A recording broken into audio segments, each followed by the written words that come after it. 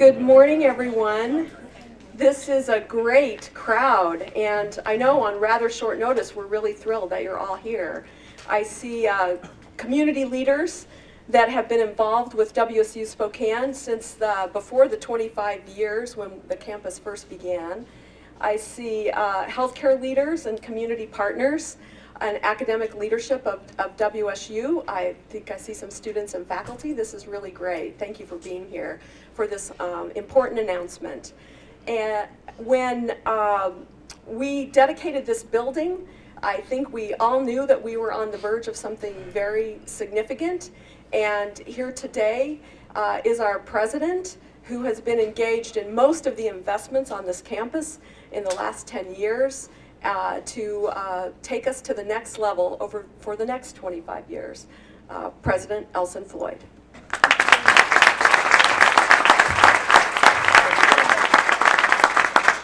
Well, Chancellor Brown, thank you very much for the introduction and for your leadership here at WSU Spokane. We made the decision several years ago to focus on the health sciences in Spokane. That is the value-added proposition that Washington State University can bring to the equation. It's been a long-term investment. We have been deeply committed to the success of this community, making sure that we were good, effective, collaborative partners with Spokane in all of our work and all of our activities.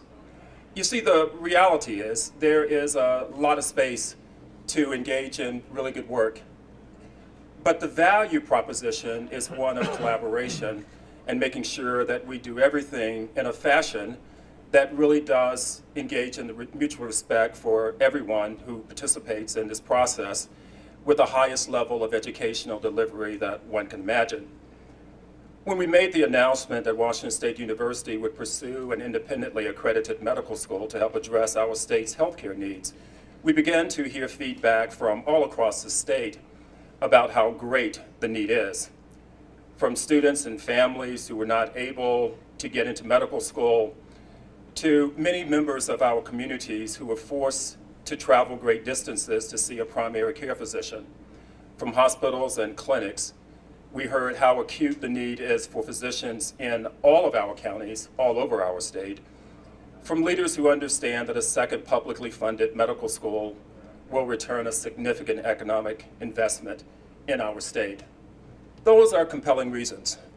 But the real reason that we are here today is to say that as a state, we need to recognize and acknowledge the need for more primary care physicians in our state. We must do that in order to improve access and affordability, making sure that we keep a healthy Washington. And that's important both now and into the future. And we will do it in collaboration with as many partners as we possibly can. We had to begin a conversation with the legislature, and that conversation has clearly redounded to our benefit, for they heard from us in very direct ways about the need. They recognized it very clearly. But we wanted to come back here to Spokane, and we have two legislative leaders who will make an important announcement this morning regarding medical education. It's been a great joy for me to have the opportunity of working with Senator Baumgartner from the 6th Legislative District. It's great having him here. And Representative Marcus Riccelli. He has done an amazing job leading our state and in the work in which we're engaged in. And so you will hear from both of these incredible legislative leaders about their view of medical education in Spokane, how that will benefit our state in its entirety. It's a great pleasure to start with Senator Baumgartner.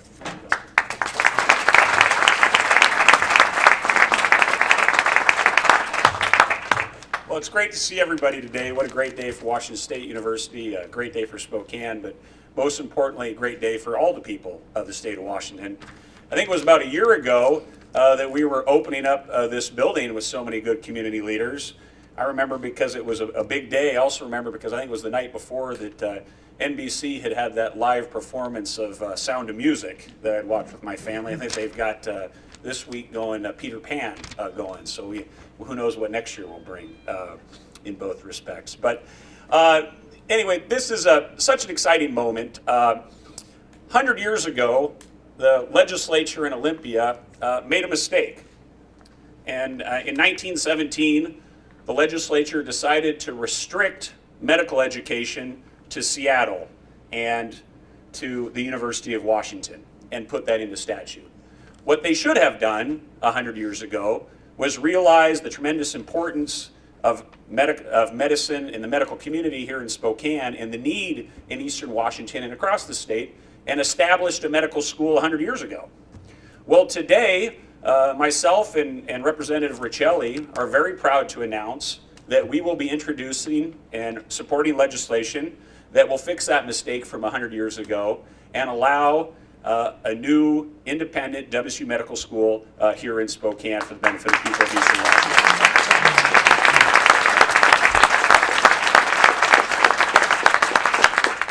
You know, I think this is a remarkable decision for many respects. This is something that is long overdue. I also think it's a great example of the legislative process working correctly. You know, the bipartisanship and the bipartisan support of this endeavor cannot be understated. Marcus is one of my favorite people in the legislature, but you know, politically we've been on the opposite sides on several occasions. He was joking the other day that I think I've ran against all of his bosses, and you know, who knows what the future holds on those things. But we do enjoy working together, and we're very committed, not just Marcus and I, but a good number of legislators to getting this done. There is a tremendous amount of excitement in the legislature. From the Senate Republican side, we just had our reorganization yesterday, have continued to talk with key members across our state. They're very excited about what WSU and what Spokane community is proposing. You know, and we'd also be remiss if we didn't recognize that, you know, there were previous legislators like my predecessor, Chris Marr, who worked hard on this endeavor, certainly Chancellor Brown when she was in the legislature. And there are many current legislators who are not here today that are key allies and supporters of this, and we thank them as well. So it's a great aspect of the political process, is bipartisanship. What I'm really excited about, and you're going to hear more about the number of doctors that need to be produced and that will be produced, but the tremendous economic benefit that this will have for our community. You know, I had the privilege of studying economics both at WSU and later on at the WSU of the East, which some folks call Harvard, and actually taught economic development at Harvard as well. And you know, you look at cluster-based strategies and what can truly be a pillar of an economy and can build to an economy. You know, medical education is just an absolute must here in Spokane, and this independent medical school is going to do so much to fill that need, and this will be such a tremendous benefit to our economy. I see Rich Hadley there in the audience, and I know, Rich, know how much you have worked on this endeavor and fully realize that, and a good number of other folks as well too. I want to thank WSU for all the commitment they have made to Spokane. Commitment with existing WSU dollars. There's one level of commitment which says, hey, we're going to go to the legislature and ask them to spend the taxpayers' money for something that we're doing. There's another level of commitment where WSU has spent its existing resources to bring valued assets here to Spokane, both with the School of Pharmacy that made a tremendous impact here on our community, and using WSU's own bonding authority to help build this building. That was a tremendous commitment that went above and beyond. And there's a lot of discussion, obviously, in the press these days about various ideas for what will be the next phase of medical education here in Spokane. And I don't see today as a choice. What I see today as a commitment to a committed partner. And I hope those other folks who are, that we're very eager to learn from with recent announcements, but I think they need to realize that it's important to show commitment of their own resources first as a signal of seriousness before there are decisions to just go to the legislature. And I think that's what WSU have done, and we're very appreciative of that model as we move forward. Let's talk about just briefly the practicality of getting this done. As many of you may have heard, there's going to be a bit of a budget discussion this year in Olympia. So as part of this proposal, both Marcus and I will be supporting and running bills to overturn that, or to amend the 1917 statute that restricts medical education just to Seattle and to the University of Washington. But we will also be supporting a $2.5 million budget request for the next phase of what WSU plans here. I assure everyone that Out of a $37 billion budget, we will be able to find $2.5 million. This will not be a significant challenge. The overall budget will be a long process, and there'll be many different viewpoints of what needs to happen, but I am supremely confident that when the final budget is written, we'll be able to allocate this $2.5 million. Let me just close by saying that we should all just take a moment to realize what a big day this is, and the amount of community leaders that have been working on this project and will continue to work on this project. You know, we all remember Dave Clack and those folks who came together in the 80s to support this project. You know, and at some point it won't be Senator Baumgartner and Representative Riccelli or President Floyd working on this issue, but it will still be you, the community leaders of Spokane, guiding and moving this process forward. Because at the end of the day, you know, this isn't about, you know, the Apple Cup of medical education. And it's not about purple dollars or crimson dollars. It's about public assets. It's about your dollars, the taxpayer dollars, and it's about the people's universities and doing what's best to move the state of Washington forward. Thank you very much. You guys have a great day.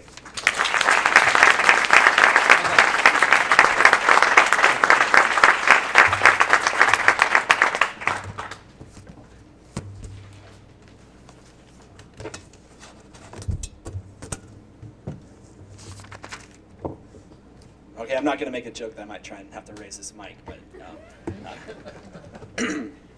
well, thank you, Senator Baumgartner. Thanks to all the community folks. It is truly an exciting day, and I'm very pleased to be working with Senator Baumgartner on this very bipartisan and community-oriented bill. Just goes to show that it's a continuation of a long line of leaders that say good bills and good ideas don't come from Republicans or Democrats, they come from the community, and that's what we're committed here today to do, is to move forward something that this community has shown broad support for. Eastern Washington suffers from a serious shortage of physicians, and it's only going to get worse in the coming years. Why? Because of the archaic law that Senator Baumgartner talked about that grants the University of Washington exclusive rights to train MDs in Washington State. Eastern Washington already lags behind the state and the country in terms of doctors per head. In order to keep up with the rate of doctors retiring, we'll need 1,700 additional doctors in primary care by 2030. This is a 32% increase of our current levels, and we simply can't reach the number of doctors we need without more physician training options. If we don't act, Eastern and rural Washington will suffer the most. Currently, nearly half the number of physicians in Washington State are located in King County alone. In contrast, in 18 of 39 of our counties in Washington, there's only 10 or fewer physicians per 10,000 population, as this chart shows. This leaves primary care physicians with an average of 2,000 to 2,500 patients. In the rural communities outside Spokane, people are forced to drive incredible distances to see a doctor, and even here in our urban core, we face terribly long wait times. The shortage of doctors has very tragic and real consequences.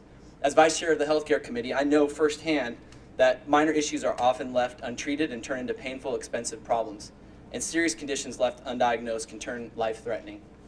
We can do better. A medical school emphasizing rural and family community medicine here at WSU will help. The need for more space is great. Each year we have nearly 4,000 qualified medical applicants, but our state can only accommodate 120 graduates. There are 9 other states that graduate fewer physicians than Washington, but interestingly enough, 5 of them don't even have medical schools. Our current system isn't working. We need to do something better. We need to do something smarter. Studies show that when medical residents do their undergraduate and graduate medical training in the same place, 67%, 2/3, will stay in that community to practice. If we want more physicians in Washington, we need more slots to train doctors. And if we want more doctors to stay close to home, we need to train them right here in Eastern Washington. A program focused in rural and family medicine based at WSU will graduate more physicians for Washington and help ensure that they stay where the need is the greatest. It would improve urgent healthcare needs in our region and bolster our economic development, as Senator Baumgartner said. We are standing in a first-class facility that so many folks worked on for so many years, and I'm proud to be helping carry the baton in Olympia with Senator Baumgartner and so many others. It's going to take our whole delegation to show support, but interestingly enough, this isn't a Spokane versus Seattle thing. There are folks from communities all across our state and legislators that want to support this because they understand the need. Access to medical care is a basic human right. Your chances of surviving cancer shouldn't be based on the county you live in. That's why we want to overturn this outdated law. We want to provide high quality, more accessible medical care to more Washingtons and allow WSU to create a medical school, in addition to the program provided by the University of Washington. So I look forward to working with you all at so many different parts of the dance of legislation, as we call it in Olympia, the ups and downs, because we'll need the support, a strong, continued echo of what's important for this community. This is what's right for Spokane. This is what's right for Eastern Washington. This is what's right for our state. I thank you so much, and I'd like to turn it over to Dr. Maroc. Thank you.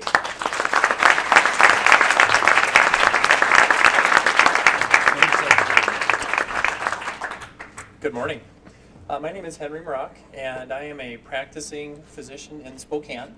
I trained in Spokane and I trained in Seattle, and I have been an active teacher in the WWAMI program for the past 15 years. And it is a great pleasure to be here today, and I'd like to thank Dr. Floyd for the opportunity to speak today, and for Senator Baumgartner and Representative Riccelli for their interest in this legislation and helping move our community forward in terms of medical education. About 3 years ago, a dozen of my colleagues, all of whom are other WWAMI teaching physicians, formed a group called the Washington Alliance of Teaching Physicians because of our perceived need for more primary care doctors and more access to care for physicians in our community and in the greater community, since Spokane is a referral hub for many medical services. We sent a letter to Governor Inslee about 3 years ago advocating for our interest in the expansion of medical education programs in our region. The existing WWAMI program has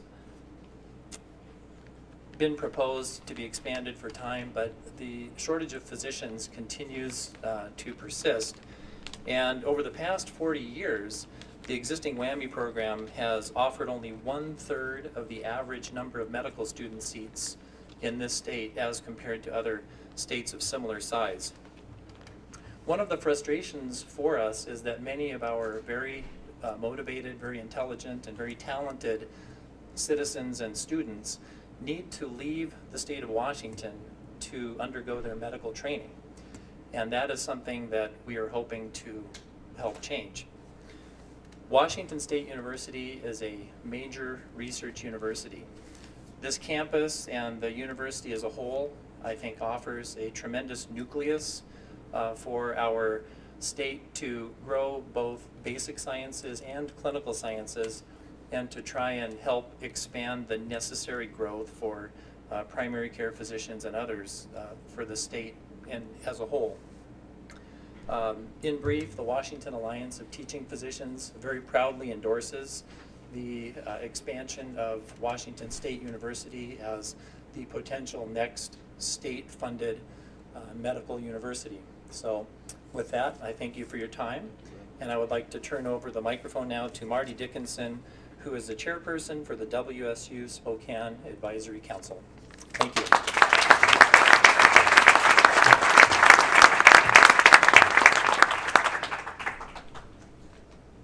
Well, good morning, everybody. Doesn't seem like that long ago that we were here dedicating the building with so many of the very same faces. And that's a bit of a theme that I think some of us who have been at this for a while, we've all gotten familiar with one another. But the good news is I'm not here to ask for any money today. So I'm merely here to just say on behalf of the WSU Advisory Council, we are so excited for the countless opportunities and what our future looks like. I mean, what a glorious day, really. Yeah, a little cold, but pretty glorious. But I think you can't not acknowledge the courage and the tenacity and the vision that has been demonstrated truly by Dr. Floyd, by the WSU Regents, Chancellor Brown, Senator Baumgartner, Representative Riccelli, Rich Hadley. I mean, there's so many, and everybody in this room. You can't, it took a big amount of courage to say we're going to step out on this and we're going to really go forward. And I, on behalf of this community, say thank you for that. WSU Med School is a realization of a long long set of years in planning, whether it was through the university district master planning process, whether it was through WSU's campus planning process, through the Downtown Spokane Partnership, through Greater Spokane Incorporated. It has always been at the forefront, and we are here today to be able to celebrate that. It's a culmination of really, truly a great planning and advocating process that required patience. It's required commitment, and we are here to go into the next evolution for what this community, what this region, and what this state needs, and what we are here to support. WSU has truly been relentless in their support, and they've done it, as Senator Baumgartner spoke to, in very real ways. This building, the School of Nursing, bringing the School of Pharmacy to Spokane. It's transforming our economy. It's transforming how we see ourselves as a community and as a region. So we're well positioned, obviously. The best part, I guess, I want to share with you is we're getting the band back together again, because myself and Rich Hadley and several others are going to come together to lead a stakeholder group in the future, and we're really going to be the leaders for the WSU Med School, and it's really in response to this overwhelming outreach and input from lots of community members wanting to know, what can we do, how do we support this? And so Rich and myself and many others, Gary Livingston, others, we're going to just work to see where do you need our voice, where would you like us to do some lifting behind WSU, and be in partnership with you. Thank you. In closing,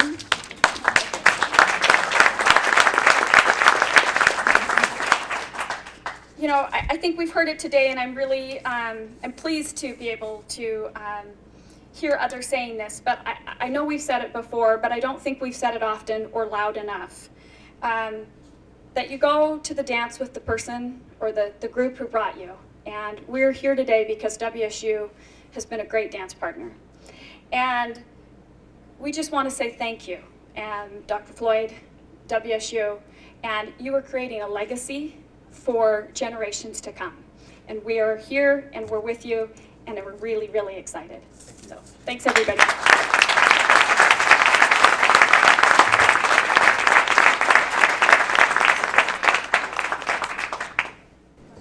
Okay, there may be questions, so we stand ready to entertain any questions you might have. Good. All right. Can you go into detail a little bit more about the shortage of doctors in Eastern Washington? Well, some of it's evident from the poster boards that we have up here today. We're struggling to provide doctors, and with a specific focus on primary care physicians. With such great need, we're not producing the number of doctors we need, and in this state currently, we're not. They're not sticking around in the places we need, and that's evident in the statement I made about the over 50% of our physicians are in King County. So I think that it's very clear and evident that we need to move forward with a new model and need to provide new, smarter options to training physicians. And some folks ask, why do you care as an urban legislator if there's physicians in our rural communities? Well, one, I care because I think it's important to our whole state. But two, those physicians aren't there. Those communities dry up, and those folks don't come to Spokane to spend money on meals, to stay at our hotels, catch shows. So it's an important issue, and it's a balance between healthcare as a human right and what we need to be doing, focusing on wellness in primary care. And also, as Senator Baumgartner talked, it has huge impacts on economic development. We've banked a lot of our future on the healthcare sector here in Spokane. So currently the state is producing 120 doctors a year. That's not enough. So there's an issue of, do we have, with demographic changes, people growing older, with expansion of Medicaid, do we just functionally have enough doctors in the state? And we don't. But there's also an access issue here. I have had countless constituents talk to me about how they would like their son or daughter to be able to gain admission to get a medical education here in the state of Washington, and specifically in Spokane. So this medical school is obviously going to help rectify both those situations, both with the number of doctors and the importance of access for our local community. Yes, please. Dr. Floyd, Marty addressed or mentioned going to the dance with the girl what brought us. we came to the dance with the University of Washington, and now this morning we read about them partnering with Gonzaga. Can you maybe talk to that point? Sure, I'll be glad to do that. The WWAMI program has been an important program in providing physicians, not only in our state, but in the whole WWAMI region.